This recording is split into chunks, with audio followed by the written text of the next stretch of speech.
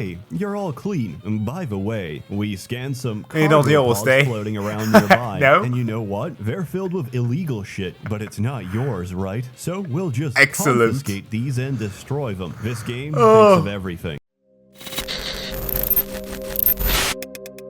How's it going, people? Jack here with another video. So today I'll be checking out yet another review by Seth on a game called Starsector, which is something that I have never heard of. It says explore the cosmos, and I tried searching up on Steam and or GOG, and apparently this is yet another indie, but unlike Kenshi, which you can find on these platforms, or this on Steam that is, this one is not there, so I'm assuming that this is something that is really good, and I'm happy to see that due to, well, the number of views, that good indies are getting the recognition that it deserves out there, because yeah, you might just as well spend some of your refund money from some bad AAA on this. So without further ado, let's jump into the review of Starsector. Starsector is an open-world space strategy game about selling heroin and illegally harvested kidneys on the black market, making money off misery, disruption, and political unrest, and ambushing trade convoys in deep space just to watch a planet descend into chaos. I've been playing this game on and off for years now. I would have said just avoid taxes, but I don't hear many people talk about it. Starsector is a massive project done entirely by 4 people, and it's had updates for about 9 years now, each one getting closer to their dream goal of simulating a living, breathing galaxy. I love the banjo playing in the background, like a twang in outer space, Cowboy Bebop style. Nice. Story. Okay, nobody gives a shit, so I'm gonna Okay. be quick. Right, so in Starsector, humanity figured out faster than light travel. We colonized thousands of worlds, spanning hundreds of galaxies, using the relays it's from massive. Mass Effect, which were the only practical way of crossing galaxies. Yeah. They were the only practical Faster way than light until travel. suddenly, nobody knows exactly why, all the gate systems went dead. We could no longer reach the rest of humanity. This event is referred to as the collapse and marks the end of the prosperous domain era. Wait, the dark In an age of isolated technology. Galaxy 206 cycles after the collapse, our story takes place. Common humanity has been replaced with ambition, desperation, and conflict. Our future is bleak, and we don't know what tomorrow might hold for us. Welcome to Starsector. Basically, everything's a piece of shit. We're in the galactic version of the Dark Ages, but it's super fun. Nobody remembers how to make anything anymore, mainly because of DRM and copyright laws. I'm not kidding, that is the actual in-game reason. We can't reliably make new ships or machinery because all the corporations put copy protection on their design chips. Anyway, in the chaos that followed, everybody broke off into their own respective factions and keep dick-waving each other. But ultimately, nobody can consolidate enough power to wipe out or unify the competition. However, they didn't account for one thing. You, thrown into the space sandbox, you begin as nothing but a pilot with a small fleet. Insignificant in the scale of things, but given time, practice, and some high-level maneuvers, you could be the one person to unite the sector. Or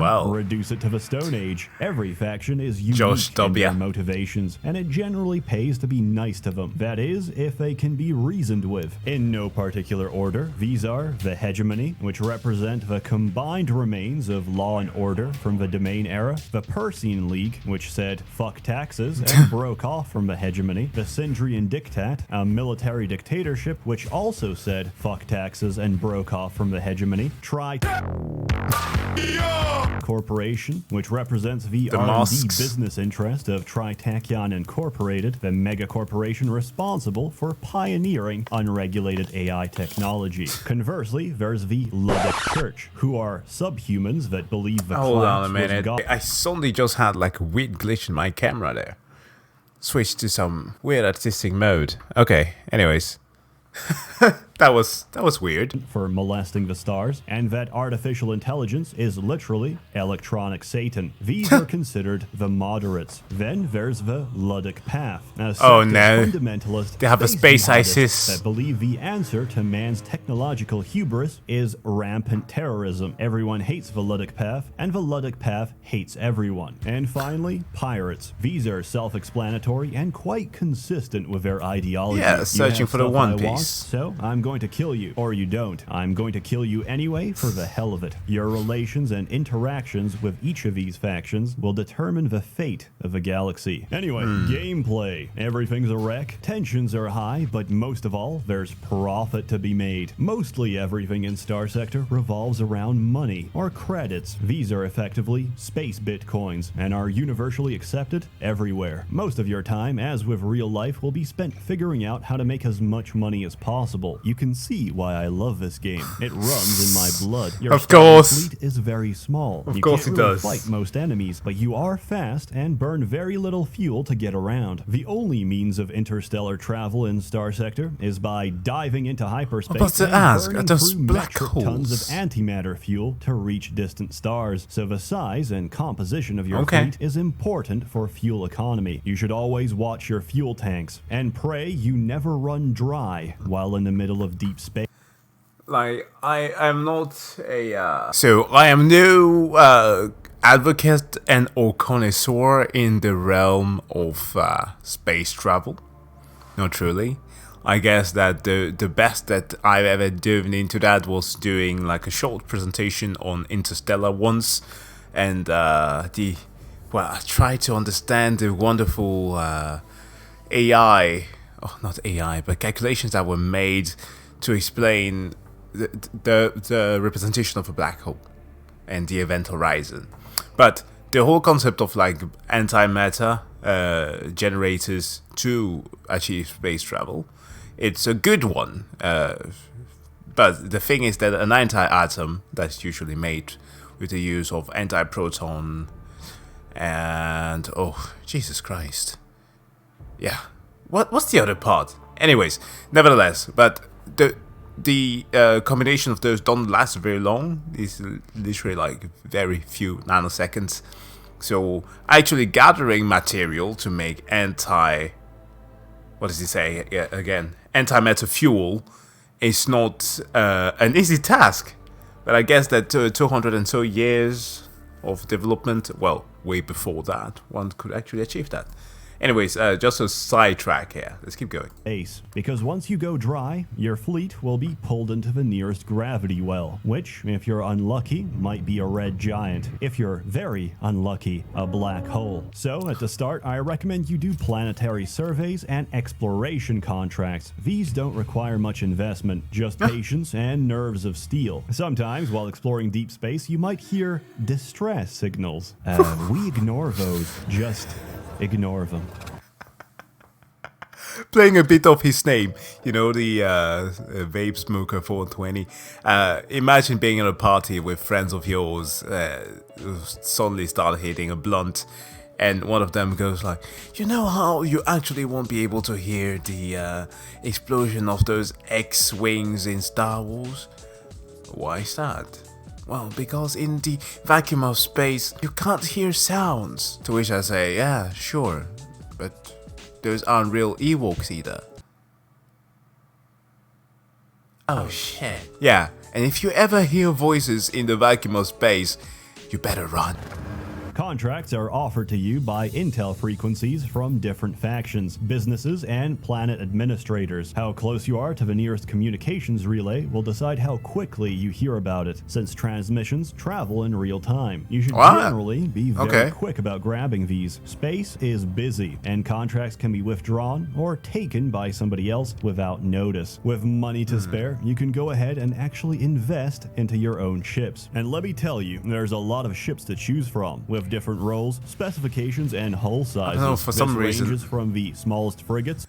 For some reason, the design of the ship made me think of what do you call Metal Slug, but like it's not at all. It's just like the artistic tone of it. To capital class ships, which take up most of the screen. It doesn't end there. Every ship can be modified, outfitted, and equipped with weapons respective to the type and size of a mount. There's a lot of crazy setups. Pimp you can my even ship. make huge modifications to the hull to completely change your ship's behavior. For example, let's say you want your cruiser to act as a makeshift carrier. You can convert their cargo bays to accommodate fighter squadrons instead. Some factions also cook up their own modifications modifications. Pirates don't have top-of-the-line equipment, so they improvise. For this reason, the Pirate's Capital-class ship is a stolen cargo freighter ripped apart and stitched back together Mortars with everywhere. as many guns as they could possibly hold. The Luddic Path follows the same philosophy of DIY hull mods, but they don't care about coming back alive, so they take the captured space fuel jihadist. ships, override the safety settings, and turn it into a gigantic battering ram. But of course and they it's would. absolutely terrifying when you realize it's burning towards you at full speed. The amount of customization is insane, and you can do this for every single ship Yo, in your dog. fleet. The combat takes place automatically, with your fleet responding to orders to the best of their ability. They're actually quite good, until you get a reckless officer who decides that the Ligma. best defense Come is on! a good offensive ramming maneuver. However, you pilot your flagship directly. It takes some getting used to. Every ship generates flux whenever they shoot or absorb damage, so you'll have to manage or vent the extra flux into space to avoid overloading your system and leaving yourself open to attack. The same goes for enemies. As if all of this wasn't already too much to take in, every ship type has unique specializations. For example, Big phase glass performance. ships can't use shields. Instead, they can do this, Invisible? which moves the ship safely into an alternative dimension where time Oh! flows much faster. Combine that with Superposition. my favorite ship in the game, the Starsector equivalent of Killer Queen, and you've got a ship that can turn anything into a bomb while hiding inside another dimension. That is I sick. don't have to explain shit. It just works. Combat is amazing once you figure it out. It's simultaneously the hardest and most satisfying component of the game. Luckily, your capital is not at risk. All planetary stations offer combat simulations to test your design. However, you'll need a lot more money to get to that point, so you'll need to work with the game's economic system. Yes, this game has a fully simulated real-time economy. Every colony produces, demands, and consumes different resources, and needs a constant stream of trade traffic to stay functional. The Heroin resources as needed well. depend on the industry. For example, mining. Mining is very depressing, so miners consume a lot of heroin to numb the pain of being a miner. A mining colony's out. Wait a minute.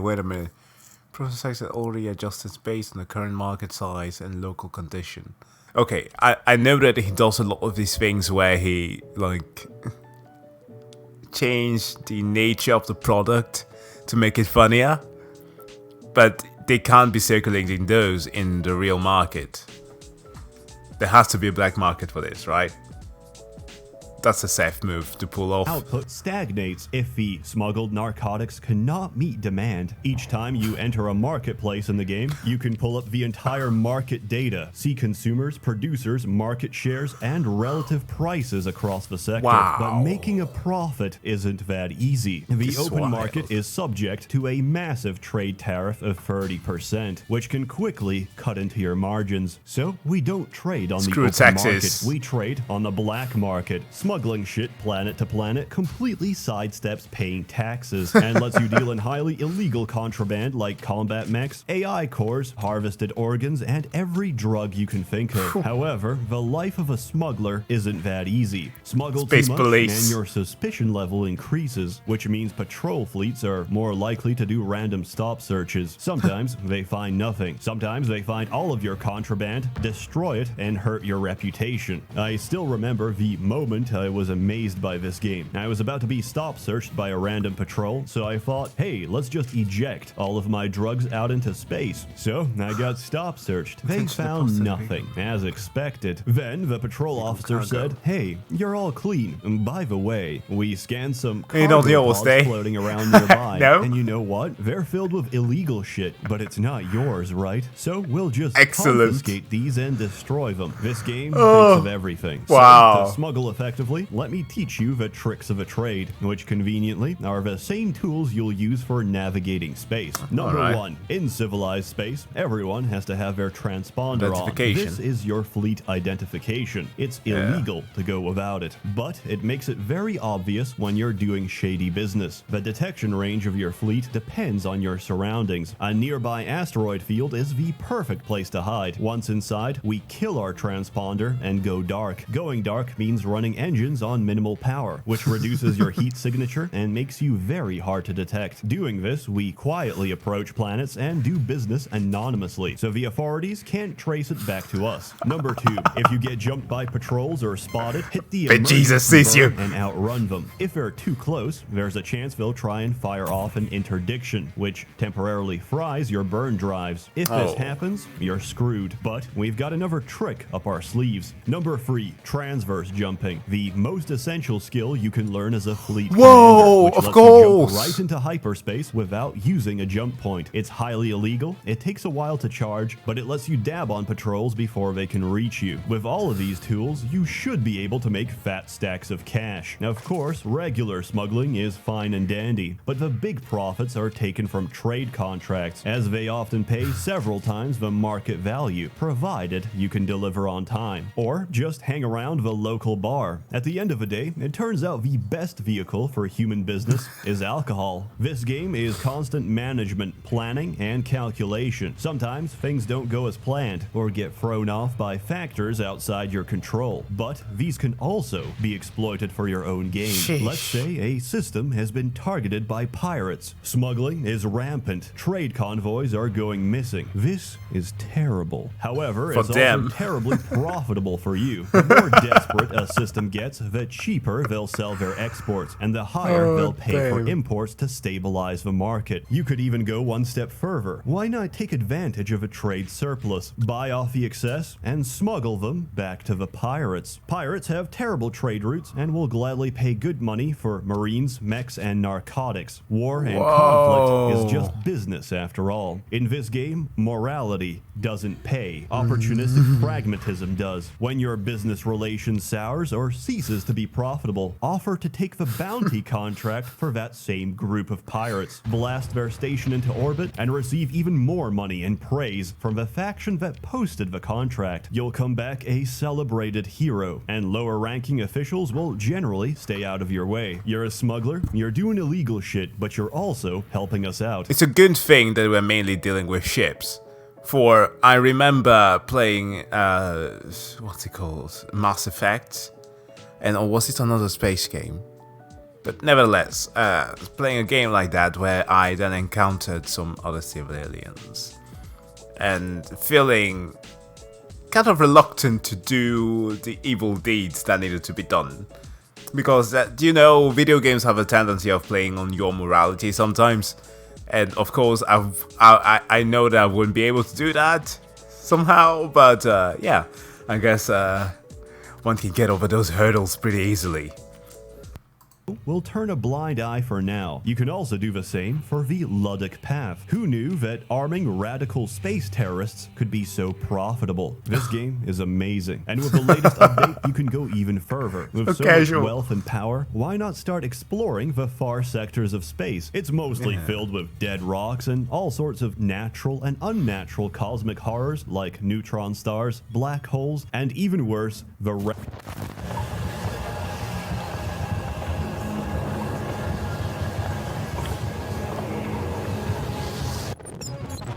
But somewhere in all that chaos, you might get lucky. You might find a planet that's actually good, not too much unlike Earth. So you run a survey, send an expedition, and hey, what do you know? It is a damn good planet. So why not colonize it? Start your own colony, form your Jerusalem, own invest back into the colony. We shall retake Jerusalem, dearest Vault. Attract more people and grow the population. Build heavy batteries, orbital battle stations, and patrols to secure your domain. Expand. Expand aggressively. Announce that your station is now an open port. Profit from your own black market. Start an organ harvesting operation. Take so much of the illegally harvested organ market share that other factions get jealous and try to fuck you over with red tape, bureaucracy, and trade disruptions to prevent you from getting ahead. Subvert their plans by bribing murdering their commanders, become an industrial powerhouse, get targeted by pirates for being too prosperous, get targeted by the space jihad for being too industrial, get targeted by the hegemony because they realize why you're so successful, because your colony isn't run by humans. No, all this time your colony has been run by an alpha core, an artificial intelligence that overshadows the decision-making abilities of any human. In Starsector, using an AI is completely illegal. Using an alpha level AI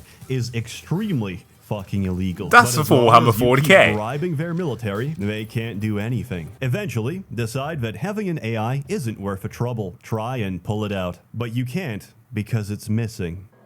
Open the pod bay doors. Oh, Space Odyssey. I'm sorry, Gia. I can't do that. I can't do that. You know exactly why. What's the problem?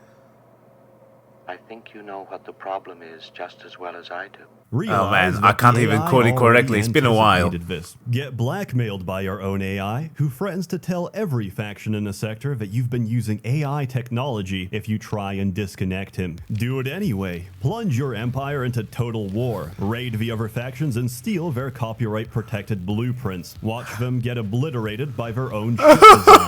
Cripple their military. Propose a ceasefire. Receive no reply. Order a saturation bombardment on every core world. Condemn millions to their death. Win. Decommission every AI core and throw them into the sun. And consider what you've done. Then, put one final bullet in the chamber. Hold the barrel against your temple and shoot. Starsector.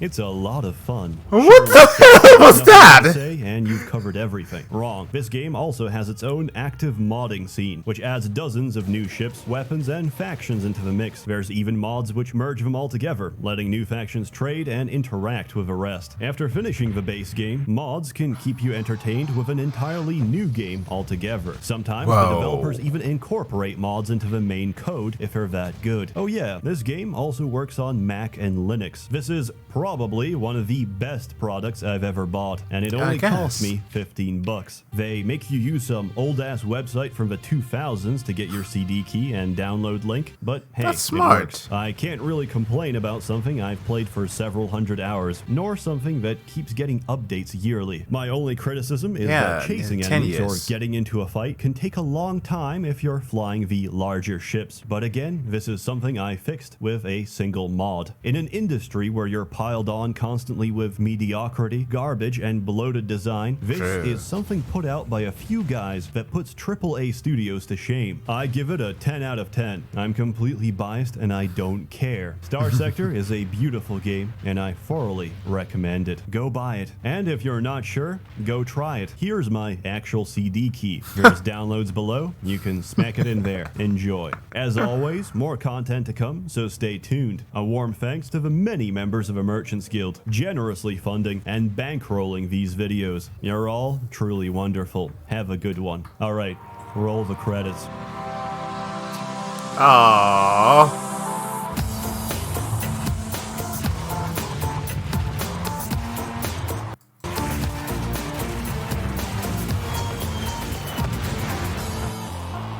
He had to remind us that that Cowboy Bebop thing, well, I guess the video is made in 2019. Yeah, the Netflix adaptation sucked.